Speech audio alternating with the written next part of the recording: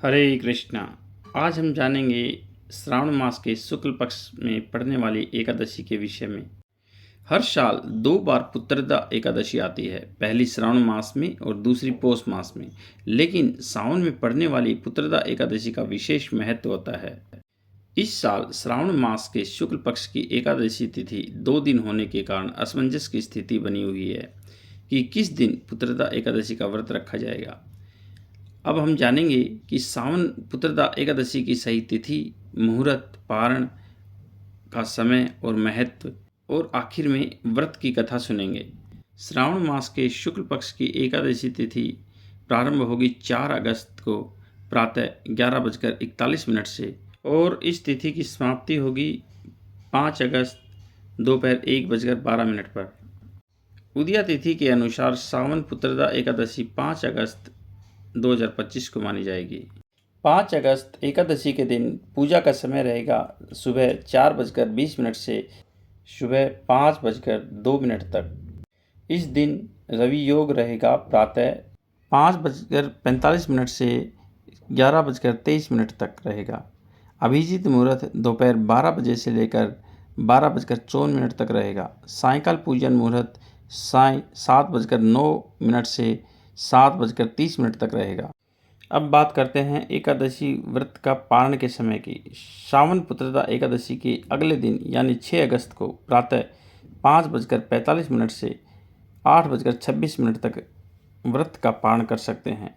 पारण के दिन द्वादशी समाप्त होने का समय दोपहर 2:08 पर है। आइए अब हम एकादशी कथा का श्रवण करते हैं। बोलिए श्री विष्णु भगवान की जय, श्री कृष्ण भगवान की जय, ग्यारस माता की जय। युधिष्ठिर ने पूछा, मधुसूदन, श्रावण के शुक्ल पक्ष में किस नाम की एकादशी होती है? कृपया मेरे सामने उसका वर्णन कीजिए।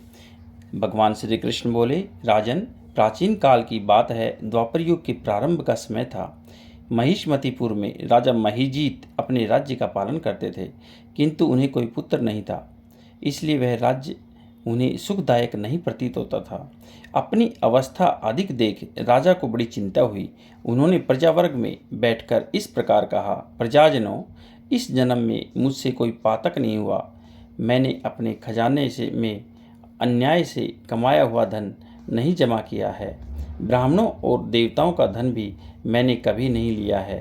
प्रजा का पुत्रवत पालन किया, धर्म से पृथ्वी पर अधिकार जमाया तथा दुष्टों को वे बंधु और पुत्रों के समान ही क्यों न रहे हों दंड दिया है। शिष्ट पुरुषों का सदा सम्मान किया है और किसी को द्वेष का पात्र नहीं समझा। फिर क्या कारण है जो मेरे घर में आज तक पुत्र उत्पन्न नहीं हुआ? आप लोग इसका विचार करें।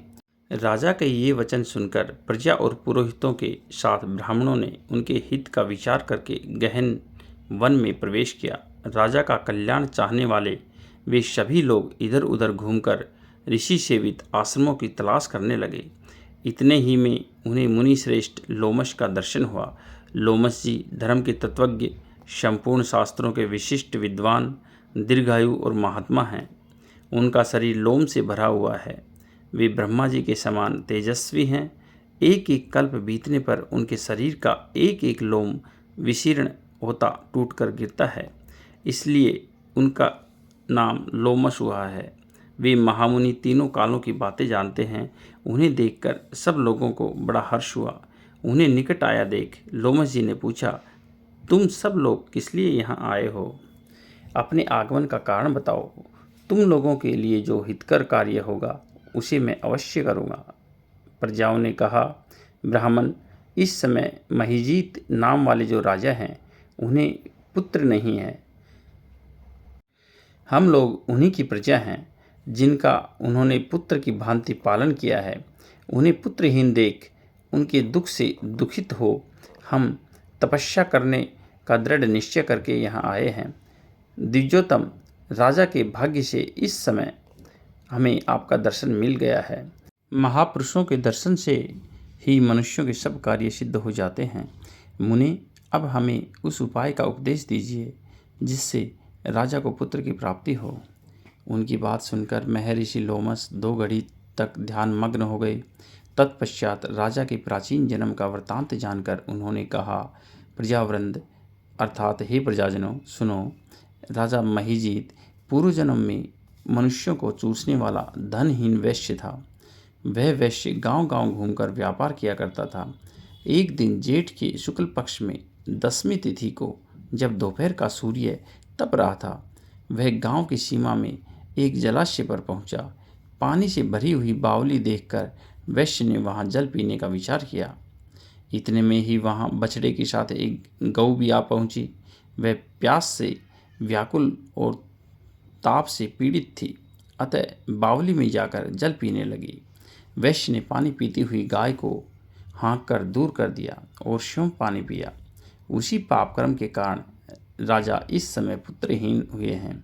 किसी जन्म के पुण्य से इन्हें अकंटक राज्य की प्राप्ति हुई है। प्रजाओं ने कहा, हे मुने, पुराणों में सुना जाता है कि प्रायश्चित रूप पुण्य से पाप नष्ट हो जाता है, अतः पुण्य का उपदेश कीजिए जिससे उस पाप का नाश हो जाए। लोमस जी बोले, प्रजाजनों, श्रावण मास के शुक्ल पक्ष में जो एकादशी तिथि होती है वह पुत्रदा के नाम से विख्यात है। वह मनोवांछित फल प्रदान करने वाली है। तुम लोग उसी का व्रत करो।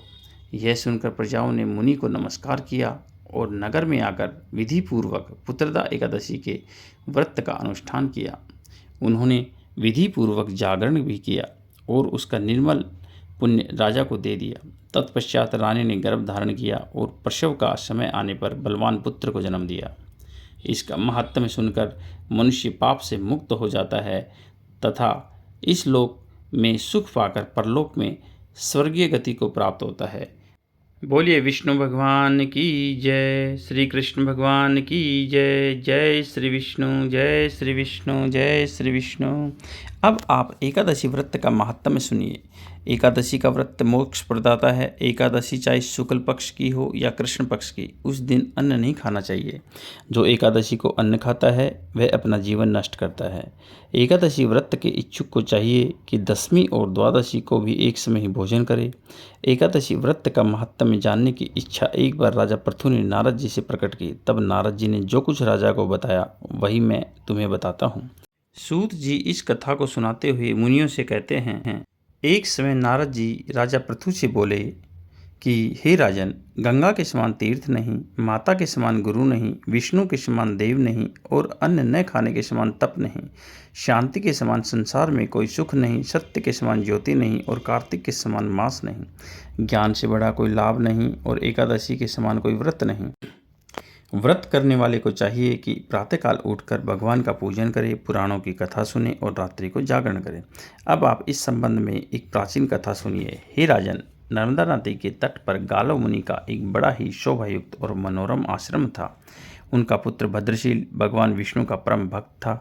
भद्रशील अपने मित्रों के साथ भगवान की मूर्ति बनाकर उनकी पूजा किया करता था।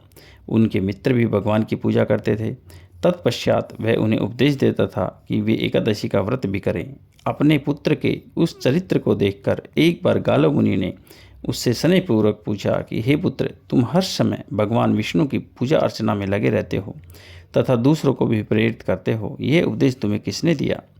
यह सुनकर भद्रशील ने पिता को नमन किया और श्रद्धायुक्त होकर कहा कि हे पिताश्री, मैं आपको अपने पूर्व जन्म का वृत्तांत बताता हूँ।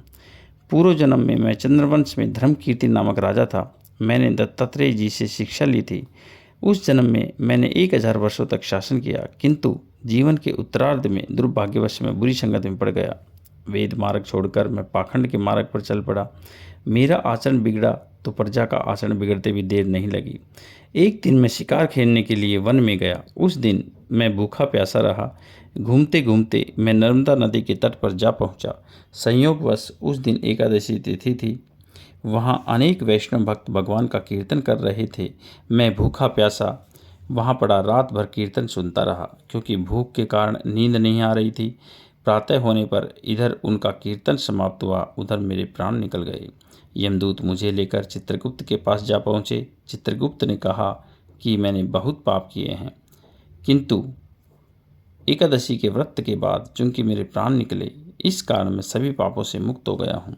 यह सुनते ही स्वयं यमराज ने मुझे प्रणाम किया। फिर अपने दूतों को बताया कि एकादशी का व्रत करते हुए जिसके प्राण निकले हों वह स्वर्ग का अधिकारी होता है।